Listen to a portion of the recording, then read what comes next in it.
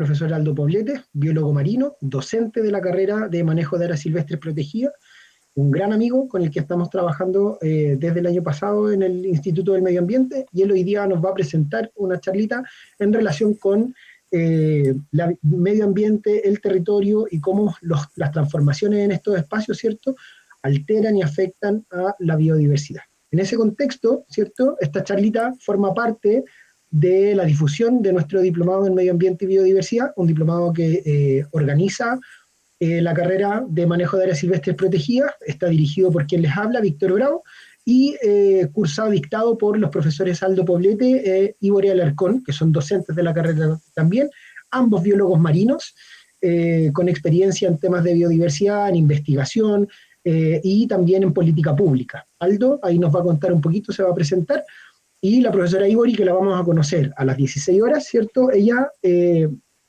forma parte del equipo del Ministerio de Medio Ambiente, por lo tanto, en la línea de la gestión pública y la política pública en torno a la conservación, la biodiversidad y la restauración ecológica, ¿ya? Entonces, los quiero dejar invitados por ahí, les voy a compartir en el link, o sea, en el chat de la sesión de hoy, ¿cierto?, el link de la información referente a nuestro diplomado en medio ambiente. Cualquier cosita que quieran saber al respecto, el profesor Aldo solamente se va a encargar de dictar la clase. Nos pueden inscribir a la información que yo les voy a dejar ahí en el chat de esta sesión. Entonces, profesor Aldo, puede comenzar, bienvenido, y lo escuchamos a continuación. Muchas gracias, Víctor. Muchas gracias también por esa presentación. Espero escucharme bien. Súper. Sí, se Sean todos escucha súper. bienvenidos a esta jornada de conversación, ¿cierto?, en el marco de la presentación de este diplomado que nosotros estamos desarrollando como ITMA. Y en este sentido también me quiero presentar. Yo soy Aldo Poblete, biólogo marino, soy uno de los profes que va a estar a cargo de este programa de diplomado, y también, como les mencioné, soy docente del ITMA. Como biólogo marino también he desarrollado distintos tipos de actividades, pero en estos últimos años me he dirigido mi perfil, ¿cierto?, hacia las acciones de cambio climático, ya sea a nivel regional o local, ¿cierto? He trabajado bastante en este tipo de temáticas.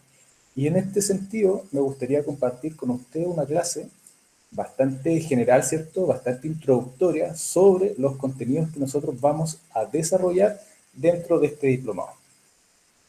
Entonces, me alegra saber que está llegando más gente.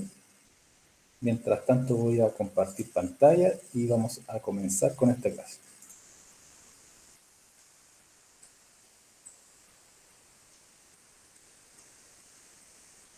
Perdón, una consulta. Esta clase queda grabada, ¿verdad o no? Sí, esta clase está siendo grabada desde ya. Ah, perfecto, muy amable, gracias. Súper. Buenas tardes, Daniel, bienvenido. Me imagino que ya se está viendo mi pantalla. Voy a compartir con ustedes esta clase entonces. Voy a solicitar en primera instancia que sus micrófonos estén apagados para no generar interrupciones, y antes de finalizar la clase, Víctor me va a interrumpir porque yo ya no estoy viendo la pantalla, y vamos a dejar una pequeña sección de preguntas o de interacciones donde podemos generar una instancia de conversación, o ustedes también pueden traspasar su experiencia en estas temáticas que nosotros podemos transmitir en este momento. Dicho esto, entonces, la clase que tengo presentada para ustedes tiene por título Pérdida de biodiversidad. ¿Cuáles son las causas, las consecuencias y las soluciones?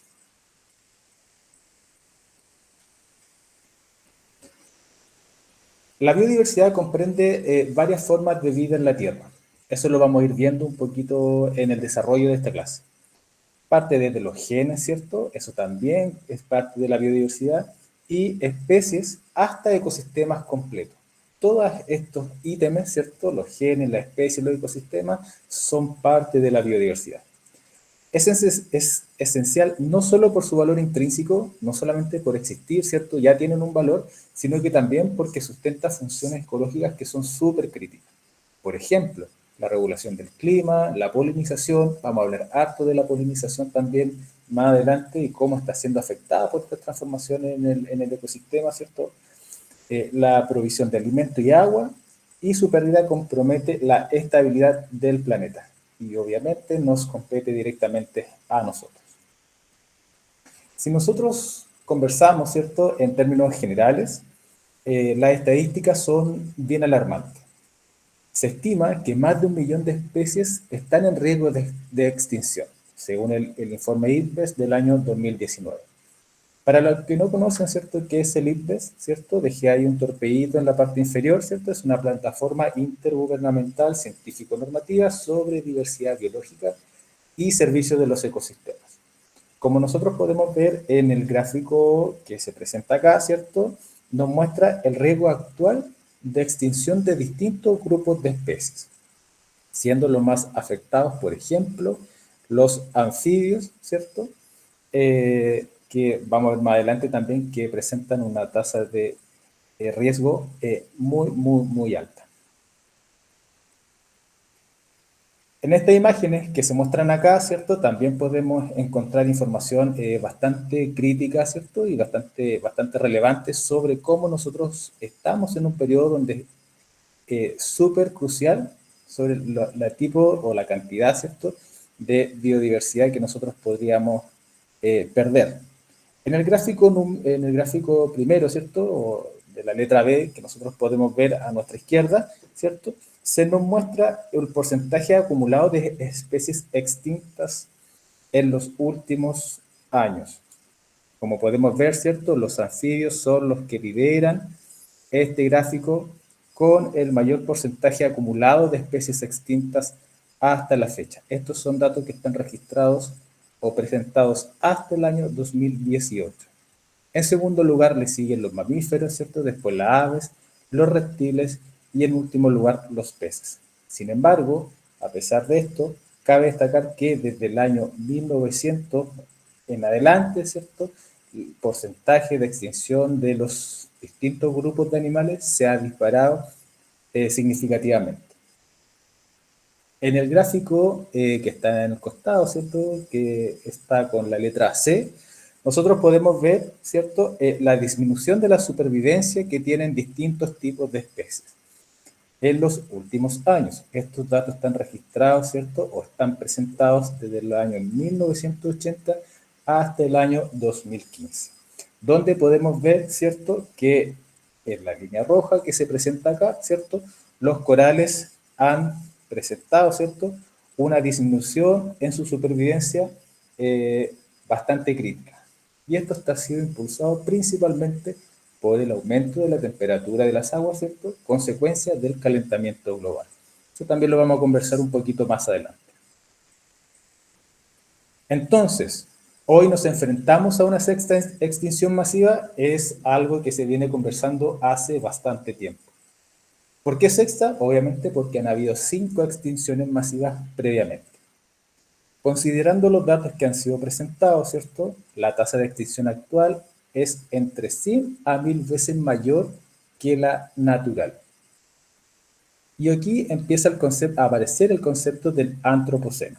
Esta extinción masiva tiene directa relación con los efectos o las consecuencias de las acciones relacionadas con el hombre. Grupos como anfibios, insectos y peces de agua dulce muestran colapsos poblacionales dramáticos, ¿cierto? Se han disminuido, ¿cierto?, o se han disparado su disminución, ¿cierto?, en la supervivencia en estos grupos. Entonces, ya sabemos que se está hablando mucho tiempo ya de una nueva era geológica, el antropoceno. Y aquí le quiero mencionar, ¿cierto?, las 5 extinciones masivas que han ocurrido, porque de las que se tiene registro, ¿cierto?, en la historia. Y como bien le mencionaba, ¿cierto?, hoy nos encontramos en un nuevo periodo, el antropoceno, ¿cierto? Y que si nosotros lo consideramos en escala geológica, es una fracción minúscula del tiempo en comparación a las otras extinciones masivas. ¿Esto qué quiere decir? Que en un periodo muy reducido de tiempo, la tasa de extinción de especies, ¿cierto?, se ha disparado y ha sido de forma acelerada, de una forma no natural en relación a las otras extinciones masivas que han ocurrido a lo largo de la historia del planeta. Entonces, ¿cuáles han sido las principales causas de la pérdida de biodiversidad en esta nueva extinción masiva, podemos identificar fácilmente 5 causas principales. ¿Hay más? Sí. De hecho, hay muchas causas que interactúan entre sí, pero quise destacar estas 5 de momento. Una de las principales, ¿cierto?, es el cambio del uso del suelo y el mar. Hoy en día se han registrado, ¿cierto?, muchos cambios del uso del suelo que han afectado y han potenciado la pérdida de biodiversidad, ya sea en el suelo o en el mar. También, como segunda causa, ¿cierto?, esto según datos expresados en el INDES del año 2019, que fue el gráfico que les mencioné al principio, ¿cierto?, existe una causa asociada a la explotación directa de los recursos. Y cualquiera sean estos recursos, ya sean recursos del mar, ¿cierto?, de la tierra, madera, etc. En tercer lugar, una de las causas principales y de la que hemos nosotros llevado hablando años, ¿cierto?, tiene relación con el cambio climático. El aumento de las temperaturas, ¿cierto?, los eventos que se han desarrollado en cuanto a catástrofes, ¿cierto?, que han sido cada vez más frecuentes y más intensos, asociados también al cambio climático, ¿cierto? Como cuarta causa principal encontramos la contaminación. Eso ya es un tema que también es bastante frecuente en todos estos diálogos que tienen que ver con la conservación, la contaminación como una de las principales causas de pérdida de biodiversidad. Y también encontramos la introducción de especies invasoras en distintos espacios, los cuales agravan los efectos. Por ejemplo, si hay un ecosistema que está siendo perturbado por ejemplo, una explotación directa, ¿cierto?, se ha demostrado que la presencia de especies invasoras, pueden agravar todos estos efectos. Entonces aquí tenemos un listado, ¿cierto?, de las 5 principales causas de pérdida de biodiversidad en el planeta. Como cambio en el uso de suelo, ¿qué es el cambio del uso del suelo, cierto? La conversión de ecosistemas naturales en tierras agrícolas, forestales o urbanas. Por ejemplo, ¿cierto? Y esta imagen es bastante alarmante, ¿cierto? La sabanización de la Amazonía. ¿Qué es lo que genera el cambio del uso de suelo? Bueno, genera muchas cosas, ¿cierto? Entre ellas, por ejemplo, la fragmentación de hábitats, ¿cierto? Aquí podemos ver un cuadro simple de lo que significa, ¿cierto?, la fragmentación de hábitats en ecosistemas naturales que potencian la pérdida de biodiversidad.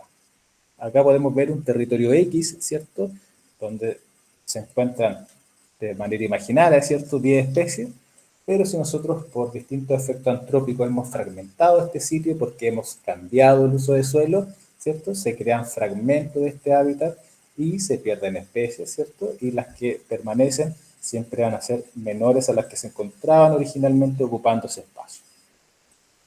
Entonces, esto reduce la conectividad ecológica claramente porque el espacio está fragmentado, ya no hay un flujo directo entre los distintos espacios, ¿cierto?, y también elimina refugios. Ejemplo, ¿cierto?, la sabanización de la Amazonía, como podemos ver en esta imagen.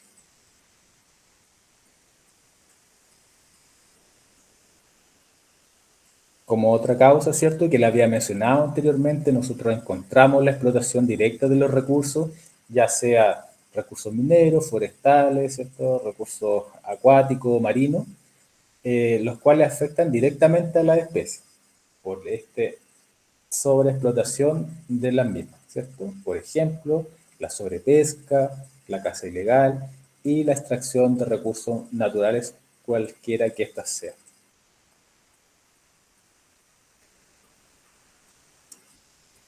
Algunos casos reales, ¿cierto?, de pérdida de biodiversidad a causa de la explotación directa que le acabo de mencionar, puede ser el tráfico de pangolines, ¿cierto? Sabemos que esta especie, o no sé si sabemos, pero el pangolín es el mamífero más traficado del mundo. Esta especie es originaria de África, ¿cierto? Se han registrado 8 especies de pangolines y es considerado el mamífero más traficado del mundo. ¿Por qué? Porque su estructura, ¿cierto?, la hace muy atractiva para ciertas personas que le gusta coleccionar osamentas, ¿cierto?, o estructuras de animales que son exóticos, sus escamas, ¿cierto?, entre ellas.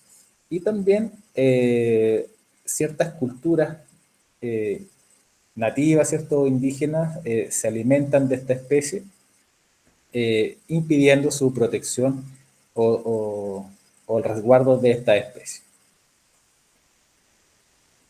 Como le había mencionado, también, ¿cierto? Otro de los casos reales que no están ajenos a nosotros, sabemos que Chile es una zona que se dedica altamente a esta actividad, ¿cierto?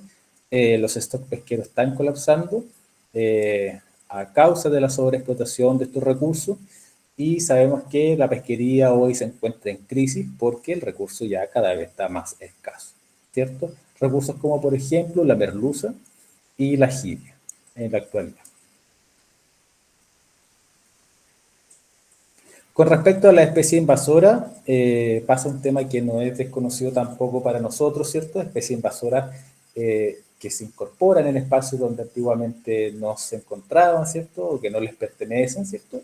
Entran a competir con especies que son nativas, ocupando el espacio, ocupando el alimento, depredando, ¿cierto? Y esto genera también un desequilibrio y pérdida de biodiversidad en los ecosistemas, ¿sí?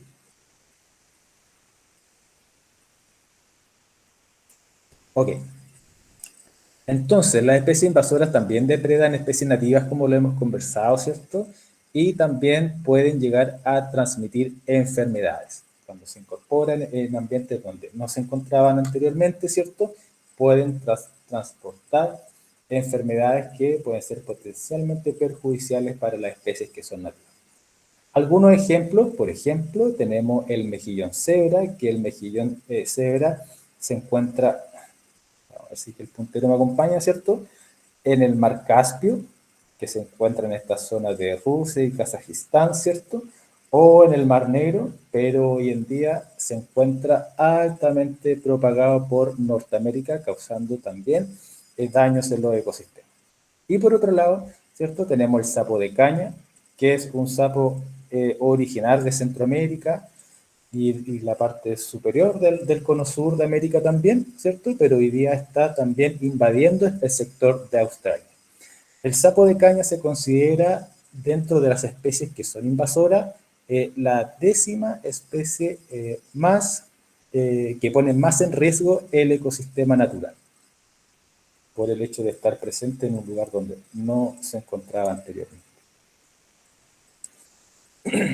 Por otro lado, como ya hemos mencionado, ¿cierto? La contaminación es uno de los principales también factores que potencian la pérdida de biodiversidad.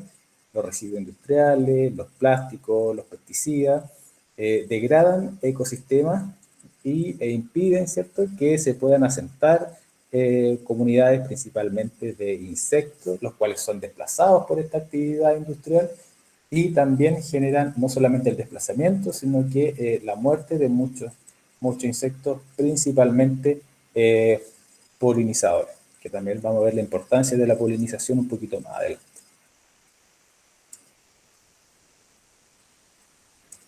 La contaminación, ¿cierto?, también genera grandes problemas, sobre todo en aquellos organismos acuáticos que son filtradores. Los corales y los organismos filtradores son altamente sensibles a los cambios que pueden ocurrir en su entorno. Ya sabemos que los filtradores son organismos que absorben, ¿cierto?, el alimento o los nutrientes del ambiente donde se encuentran, y si este ambiente está alterado, ¿cierto?, ellos también sufren las consecuencias. Consecuencias como las que mencioné anteriormente, el desplazamiento de ellos de su hábitat o la muerte por el cambio en la estructura del lugar donde se encuentra. También, ¿cierto?, ocurre la eutrofización, la cual causa zonas muertas marinas, ¿cierto?, zonas donde ya no puede existir la vida a causa de esto. Aquí también, para los estudiantes que no conocen o no están familiarizados con el término eutrofización, le dejé ahí un pequeño torpedito, ¿cierto?, que es un proceso de contaminación del agua que ocurre cuando hay un exceso de nutrientes, principalmente el nitrógeno y fósforo en un cuerpo de agua, ¿cierto? Es la acumulación de estos nutrientes que generan ambientes inestables o incompatibles con la vida acuática.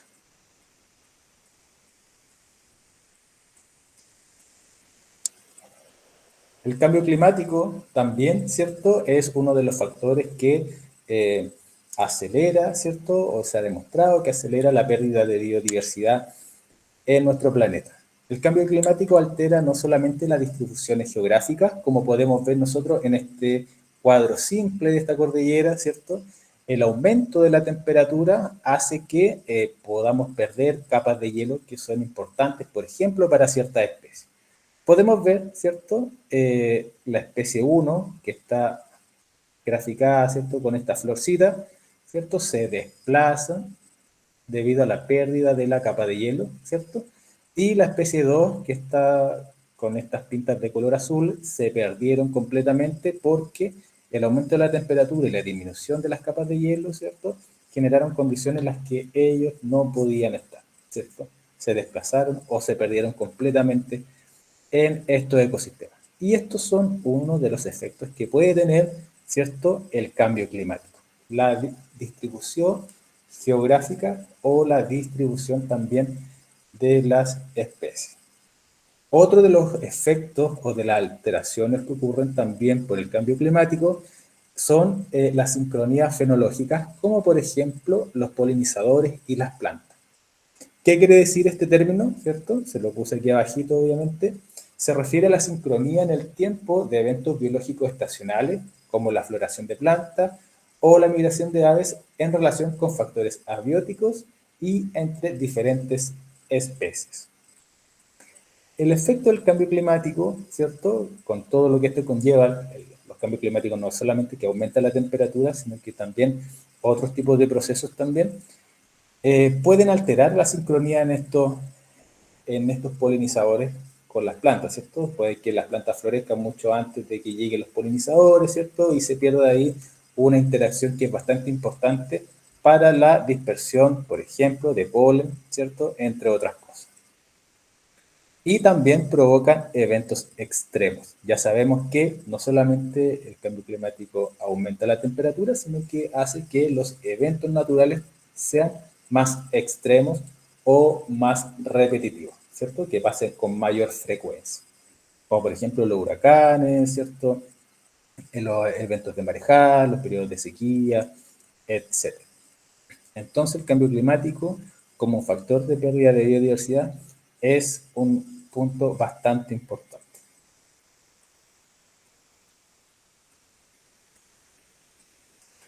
El cambio climático no solamente afecta a los organismos que viven en la Tierra, sino que también a los organismos que se encuentran en el agua.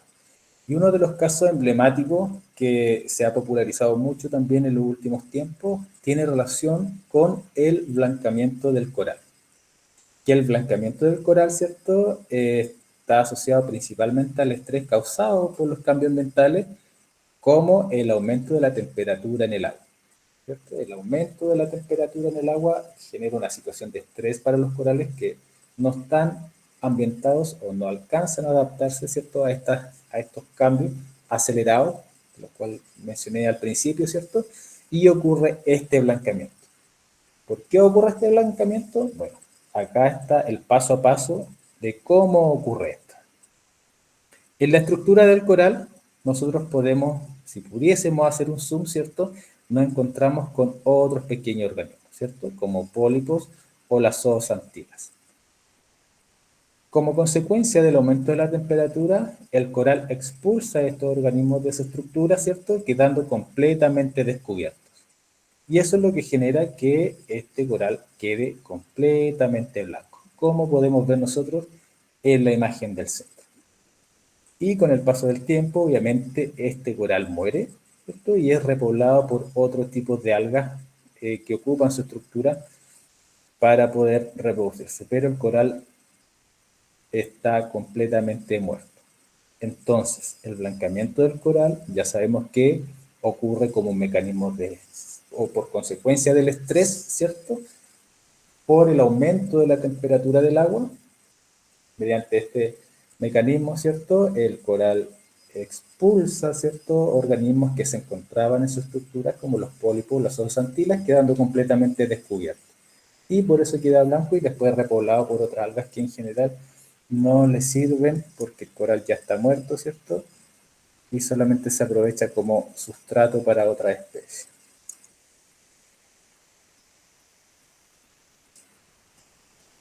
El cambio climático, ¿cierto? También genera pérdidas importantes sobre los hábitats polares. Ya lo hemos visto en distintas situaciones también, ¿cierto? Causada principalmente por el cambio climático debido al aumento de las temperaturas globales, lo que hace que se pierdan por completo masas de hielo, dejando al descubierto el terreno, ¿cierto? Y haciendo que se pierdan estos hábitats polares. Se ha sabido que los desplazamientos de estas especies que habitan estos ecosistemas en busca de alimento ha aumentado, ¿cierto? O sea, por ejemplo, los osos polares ya no están encontrando alimento con tanta facilidad y se han tenido que desplazar en busca de esto, llegando incluso a zonas que son habitadas por los humanos. Se ha registrado eventos de osos polares ya eh, incorporándose dentro de estos ambientes que están habitados, revisando la basura, comiendo desechos, ¿cierto? Por, esta, por este efecto, ¿cierto? El aumento de la temperatura originado por el cambio climático.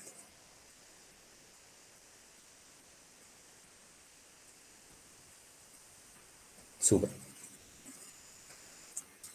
Interacción sinérgica entre amenazas, ¿cierto? Las amenazas por sí solas ya son un problema, pero muchas de estas amenazas, como mencioné al principio, pueden interactuar entre sí.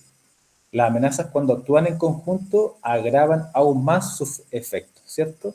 Por ejemplo, ¿cierto? Manglares presionados por la urbanización y el aumento del nivel del mar. Estas cosas, ¿cierto? Son por sí solos amenazas de los ecosistemas, pero cuando interactúan en conjunto, todos estos efectos negativos se potencian, acelerando aún más la pérdida de la biodiversidad, ¿cierto? En estos espacios, por lo cual pierden su funcionalidad rápidamente y se modifican completamente la estructura de estos espacios, ¿cierto? Y se pierde una gran e importante número de biodiversidad. Entonces, las interacciones que ocurren entre los distintos tipos de amenazas también son material de estudio, bastante preocupante porque aceleran aún más este proceso que ya está acelerado, ¿cierto? Como los efectos que hacen que se pierda la biodiversidad. Y junto a toda esta problemática, ¿cierto? Hay también situaciones que se discuten de cómo nosotros podemos abordar y enfrentar estas situaciones, ¿cierto? Y aquí surge también una problemática ética y filosófica y empiezan muchos tipos de planteamientos a cobrar fuerza. Uno de ellos, ¿cierto? El que nosotros estamos mayormente identificados, ¿cierto? Que es el antropocentrismo, que compite directamente con el biocentrismo. El antropocentrismo ha justificado la explotación de la naturaleza, ¿cierto? Como un fin para poder obtener recursos, ¿cierto? Mientras que a medida que se visibilizan estas problemáticas, ¿cierto? Y podemos discutir las formas de poder abordar los efectos del cambio climático, por ejemplo, en la pérdida de la biodiversidad, se generan distintos tipos de corrientes. Una de ellas, ¿cierto?, son las corrientes biocéntricas, que reconocen el valor intrínseco de toda la vida y por eso mismo es importante y necesario protegerla, ¿cierto? Y también se plantea la responsabilidad moral hacia las futuras generaciones. O sea, lo que yo tengo que realizar ahora tiene que tener consecuencias, pero las consecuencias tienen que ser positivas para las futuras generaciones. Entonces aquí salen estos dos cuadros que también se están haciendo súper populares de cómo sería lo correcto, de cómo yo podría involucrarme en los espacios naturales, ¿cierto? No como el líder que controla todo esto y puedo hacer uso de ellos como a mí me plazca, sino que incorporándome dentro de ellos, porque todo lo que afecta a la naturaleza me afecta directamente a mí y también a las futuras generaciones.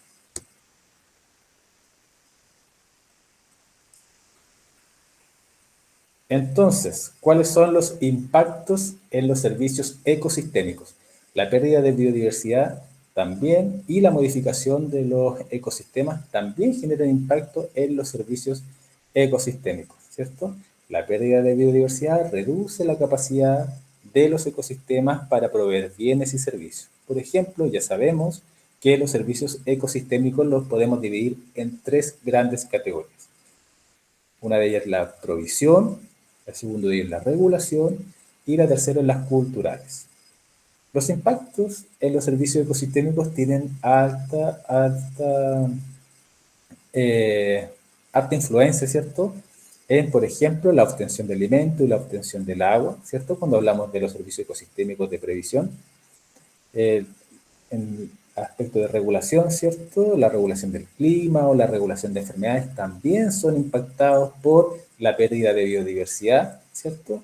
Y por otro lado también los servicios ecosistémicos que tienen que ver con los servicios culturales. Por ejemplo, la recreación, la espiritualidad también tiene que ver con, por ejemplo, lo estético, ¿cierto? También son afectados por todas estas alteraciones y por la pérdida de biodiversidad.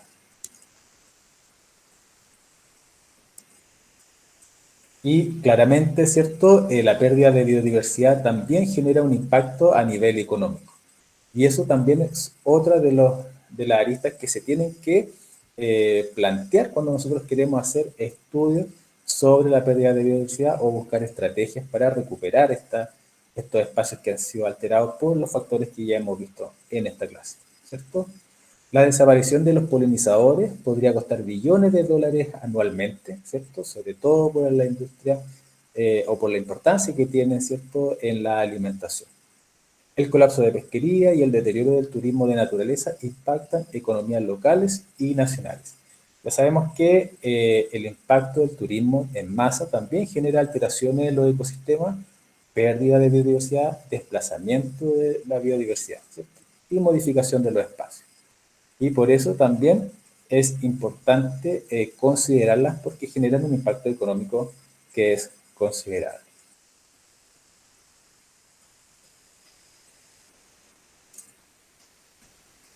Entonces, la pérdida de resiliencia ecosistémica.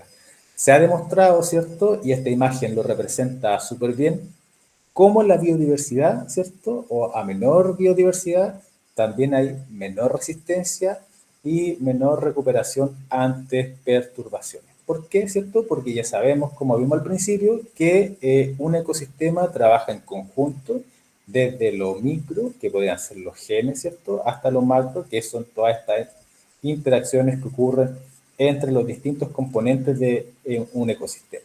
Si uno de estos componentes se altera, falla o falta, ¿cierto? La capacidad de poder adaptarme a perturbaciones externas disminuye drásticamente.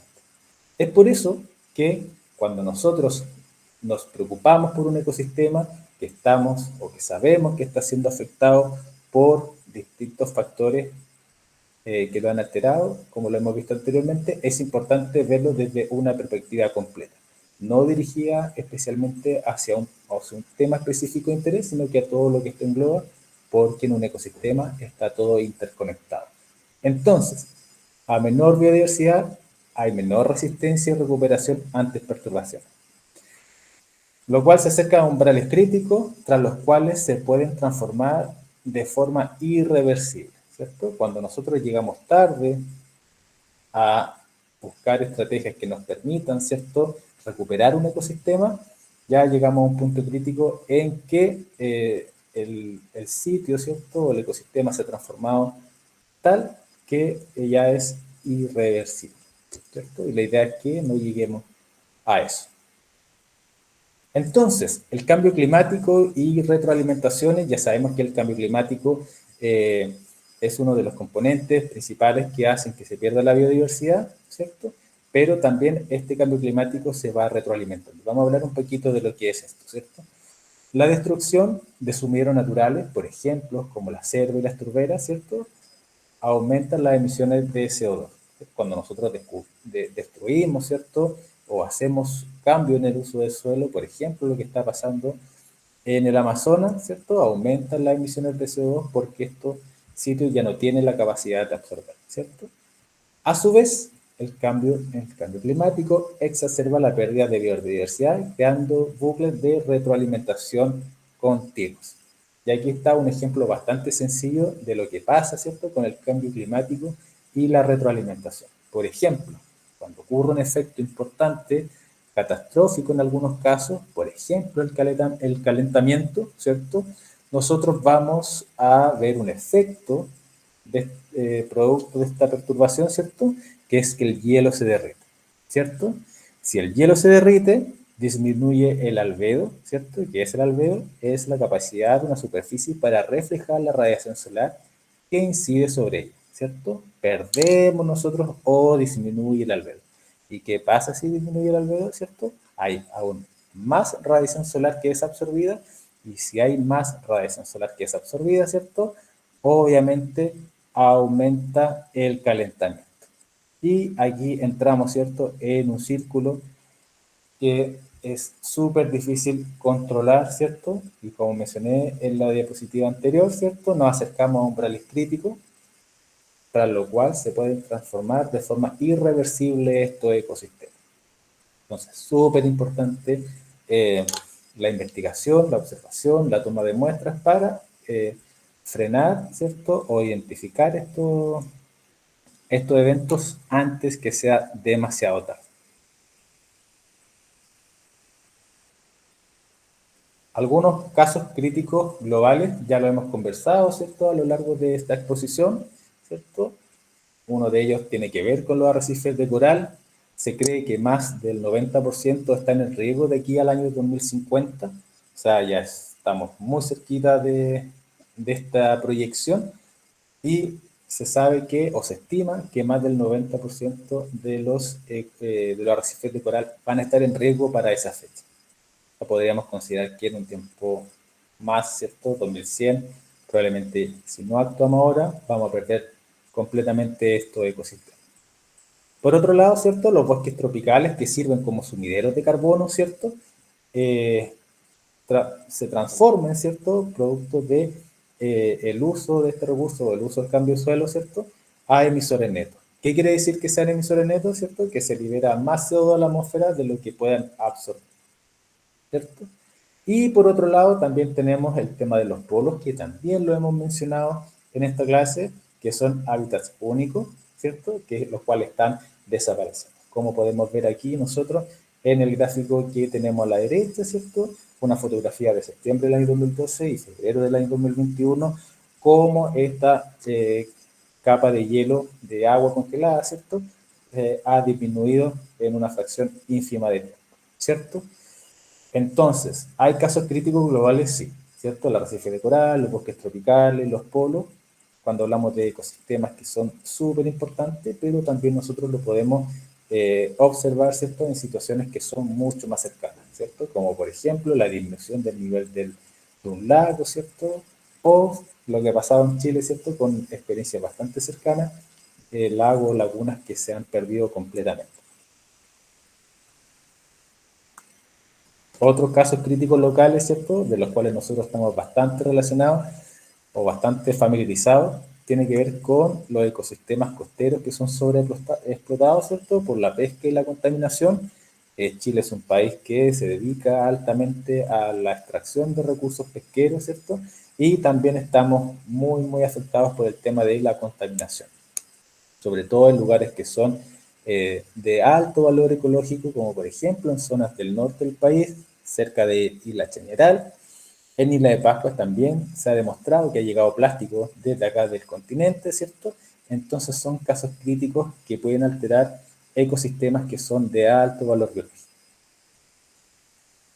Los agroecosistemas con declive, ¿cierto?, de insectos polinizadores, ya sabemos que por el uso de algunos químicos o fertilizantes, estos polinizadores se ven afectados, están muriendo, están desapareciendo o se están trasladando, lo cual se puede traducir, ¿cierto?, en pérdidas millonarias, como lo hemos visto anteriormente, sobre todo para la agroindustria.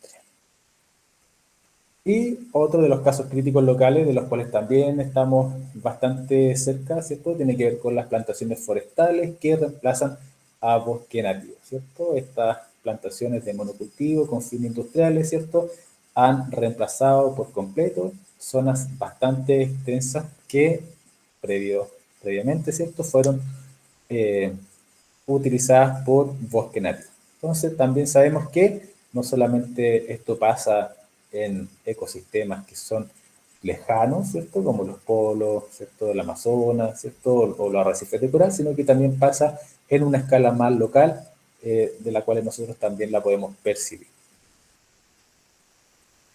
¿Cuáles son algunas fallas? Principalmente fallas en la gobernanza ambiental, ¿cierto? Hay acuerdos internacionales que son poco vinculantes, que en el papel, ¿cierto? Se ven que son muy efectivos, pero dejan fuera otros componentes que son súper importantes en la protección de los ecosistemas. Falta de cumplimiento y falta de fiscalización. Ya sabemos que hay ciertos acuerdos que tienen fecha de cumplimiento, sin embargo, esta falla, falta y hay poca fiscalización o pocas consecuencias por el incumplimiento de estos acuerdos, que son muchas veces nacionales o internacionales. Y también, uno de los casos que tampoco estamos ajenos, ¿cierto? Una de las fallas en la gobernanza ambiental tiene que ver con la corrupción y la falta de participación comunitaria, protegiendo, ¿cierto?, los intereses de la extracción y la industria de los recursos naturales. Entonces, también existen otro tipo de problemáticas que tienen que ver con la ciencia de la conservación. Nosotros como investigadores o como personas preocupadas por los ecosistemas, también quizá hemos cometido algunos problemas, ¿cierto? Por ejemplo, desigualdad en la investigación, hemos realizado sesgos hacia principalmente invertebrados y regiones templadas, ¿cierto? Dejando fuera otro tipo de grupos de animales, ¿cierto? O otros tipos de ecosistemas que también son importantes y también están siendo afectados por estos problemas que tienen relación con el cambio climático y la pérdida de biodiversidad. La falta de datos sobre especies críticas. ¿Por qué? Porque también hemos dirigido nuestros esfuerzos de investigación hacia grupos específicos, como les mencionaba, dejando fuera otros. Y también hay dilemas éticos sobre la conservación in situ versus las ex situ, cada uno con sus propios requerimientos, ¿cierto? Con sus propias metodologías, y también existen ciertos dilemas en estos tipos de conservación. Entonces, ¿hay sesgo al investigar sobre la biodiversidad en áreas protegidas? Probablemente sí.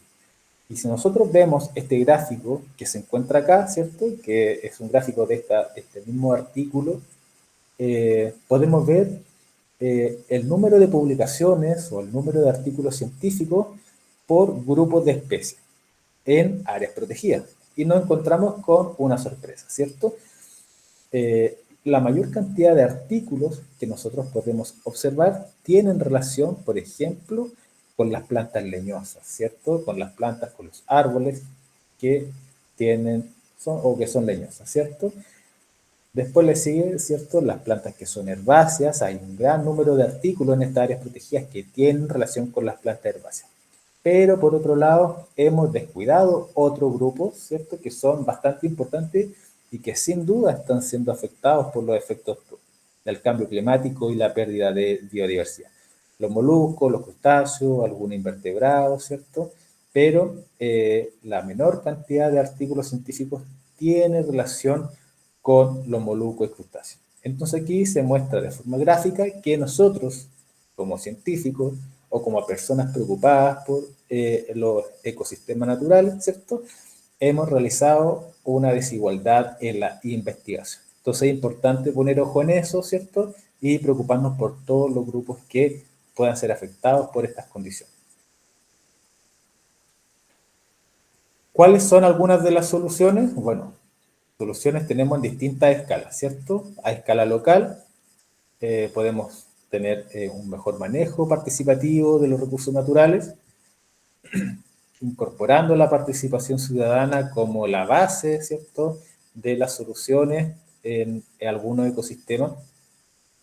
También a nivel nacional, ¿cierto?, generar políticas de conservación que sean eficientes y que sean eficaces, ¿cierto?, generar áreas protegidas. Afortunadamente en Chile nos destacamos también por esto, en comparación a otros países de la región. Sin embargo, es importante proteger ciertas áreas que hoy día no tienen figura de protección. Y también realizar incentivos verdes, sobre todo a la industria, para que realicen actividades que estén en armonía, ¿cierto?, con el recurso que utilizan o con los espacios donde se encuentran.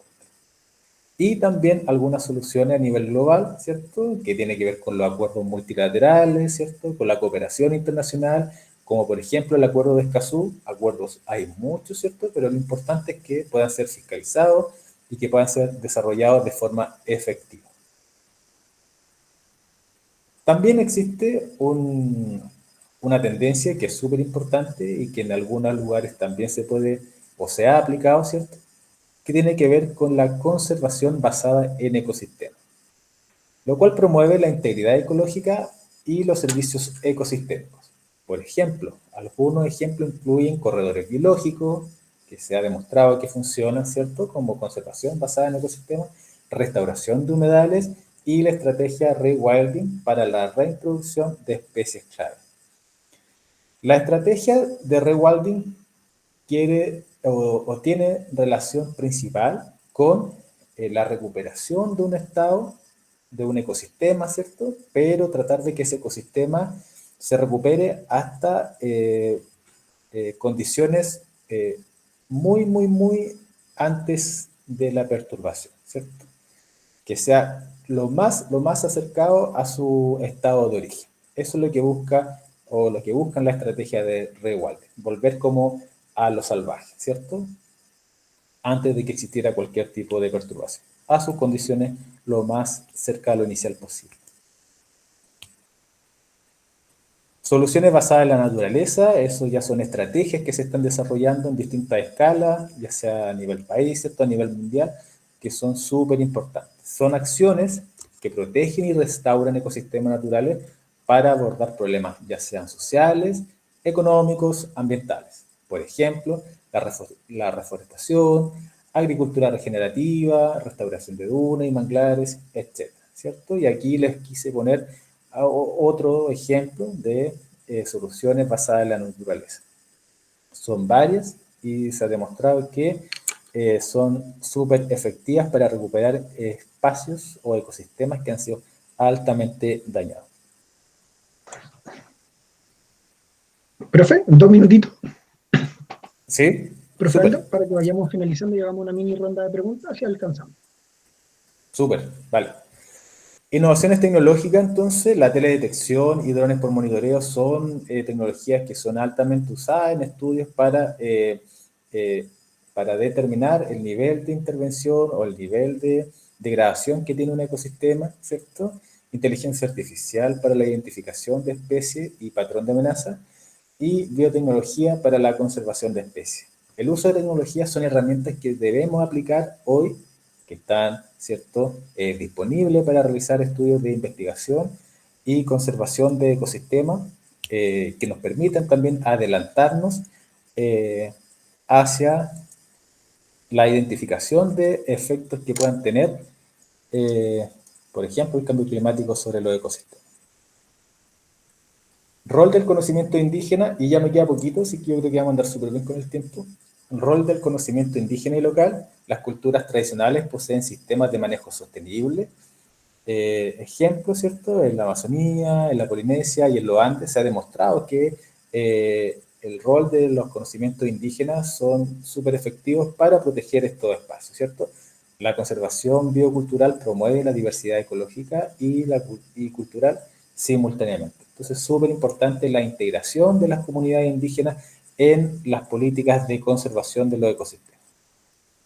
La educación ambiental también es un elemento crítico y súper importante en la conservación de los ecosistemas, ¿cierto? Y ya sabemos que no basta solo con informar, sino que hay que formar conciencia, ¿cierto? Es mucho más allá que entregar la información, sino que también es formar conciencia, empoderar a la ciudadanía y cambiar paradigmas que relacionan de la relación con la naturaleza, de las personas con la naturaleza.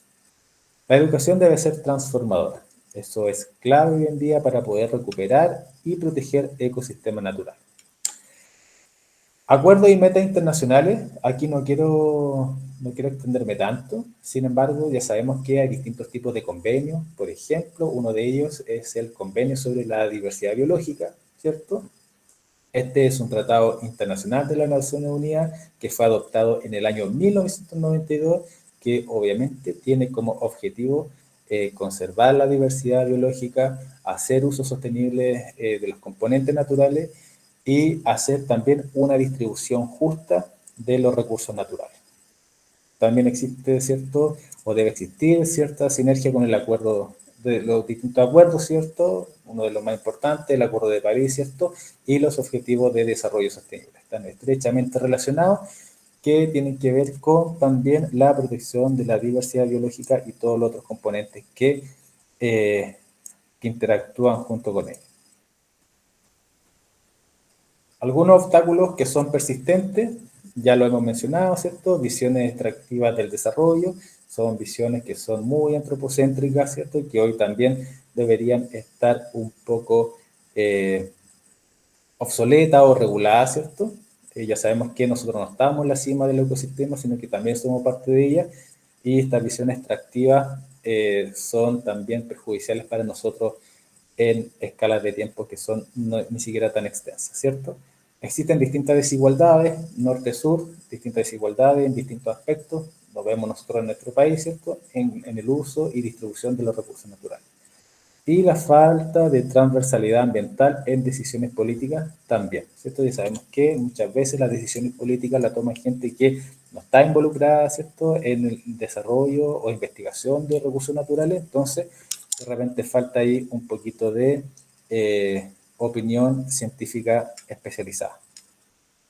Como conclusión, ¿cierto?, la biodiversidad enfrenta una crisis sin precedentes, ya estamos más claros, ¿cierto?, de que no estamos de cara, ¿cierto?, a una posible sexta extinción masiva.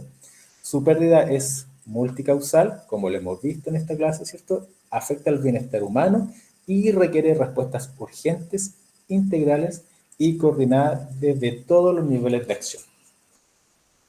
Y eso, creo que alcancé justito con el tiempo. Sí, más o menos justito en el tiempo, profe Aldo. Darle las gracias infinitas por esta charlita. Espero que todos hayan podido entender, hayan podido disfrutar, ¿cierto? La exposición del profesor. Esta es una clase más o menos resumen de los contenidos que se van a revisar en el Diplomado de Medio Ambiente y Biodiversidad y que tienen por objetivo, en definitiva, que podamos comprender cómo las transformaciones del territorio, principalmente, digamos, por la acción antrópica, afectan a la biodiversidad desde la perspectiva sistémica, ¿cierto? Ahí el profesor Aldo habló de la fragmentación del paisaje, el cambio climático, la pérdida de los servicios ecosistémicos, que en definitiva, ¿cierto?, son resultado de la sobreexplotación de los recursos naturales y como consecuencia de ello la variación de las condiciones propias de los ecosistemas, el aumento de la temperatura, la falta o la escasez de agua, ¿cierto? Alguien por ahí podría decir el saqueo en relación con el recurso hídrico, etcétera, etcétera. Antes de terminar, me gustaría saber si hay alguien que quiera hacer alguna pregunta, alguien que quiera en relación con el contenido. Yo por mientras les voy a dejar en el chat del Meet la información referente al diplomado.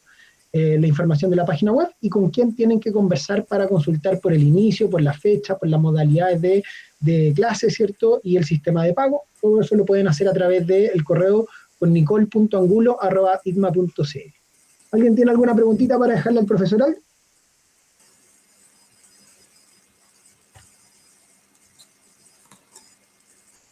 Bien.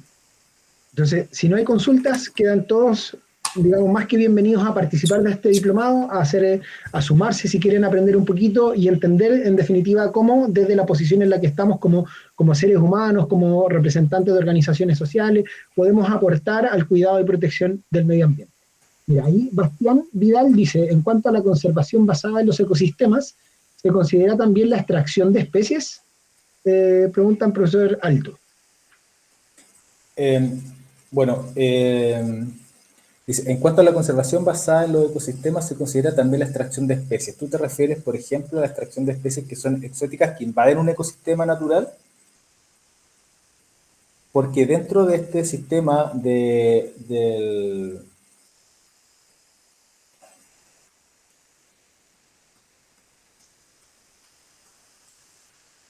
¿Sí? ¿Me escucho, no? Creo que Sí. tenía el micrófono silenciado. Sí, te escuchamos. Ahí está Bastián, puedes prender tu micrófono y preguntar. Hola, sí, ahora lo escucho, Ya. disculpe. Sí, bueno, el rewilding... Claro, me refería, como para completar, disculpe, netamente como a lo que usted dijo, a la especie exótica invasora. Si es que, por ejemplo, cuando nos enfocamos en el ecosistema y usted dice que hay que reintegrar especies como en el estado natural que tenía el ecosistema, también eso incluiría como esa técnica de conservación, extraer especies.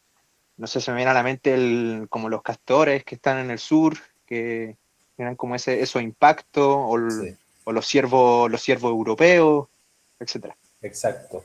Mira, dentro de la estrategia del rewilding, claro, busca la incorporación, la reintroducción de especies que son claves en el ecosistema natural, ¿cierto? Son especies que se reintroducen, pero son especies que habitaban, ¿cierto?, naturalmente ese espacio.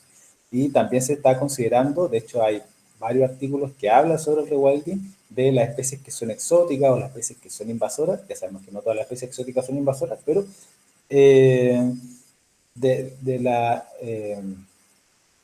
¿cómo se dice en la redistribución de esta especie o llamémoslo extracción de la especie para sacarlas de estos espacios donde no lo habitaban de forma natural, ¿cierto? Entonces las especies invasoras o las especies exóticas también están consideradas dentro de estas acciones para sacarlas de estos ecosistemas. Y la reintroducción de especies que sí ocupaban estos espacios. Bien. Bien, bien. Entonces, agradecemos la pregunta ahí de Bastián. Por tiempo, quiero que que se puedan acomodar, ¿cierto? Ir a buscar algo Gracias, para Bastián. comer, un poquito de agüita, porque a continuación viene la charla también de la profesora Ivory Alarcón, quien nos va a hablar de la institucionalidad ambiental, un tema que tiene que ver mucho con esto, ¿cierto? A partir de lo que el profesor Aldo nos presenta, las situaciones, el contexto socioambiental, ¿cierto? Es que se construye una legislación ambiental para poder tomar acción en relación con ello y desarrollar acciones de conservación, restauración, ¿cierto? Y cuidado y protección del medio ambiente. Entonces, ahí a través del chat les dejo el link de acceso si es que todavía no tienen el link en su Google Calendar. Para todos los que están acá, la invitación ya está enviada en sus correos electrónicos. Así que ahí lo pueden revisar. El profesor Aldo También Poblete dejé comparte. ahí, Víctor, en caso de que alguien tenga alguna duda que no haya podido formularla ahora, me puede escribir sin ningún problema. Perfecto. Entonces, muchas gracias por profesor Aldo, muchas gracias al público también que estuvo por acá con nosotros. Nos vemos en unos minutitos en el siguiente link. Un abrazo grande, Aldo. Nos vemos pronto. Abrazos, chicos, que estén muy bien. Gracias por participar.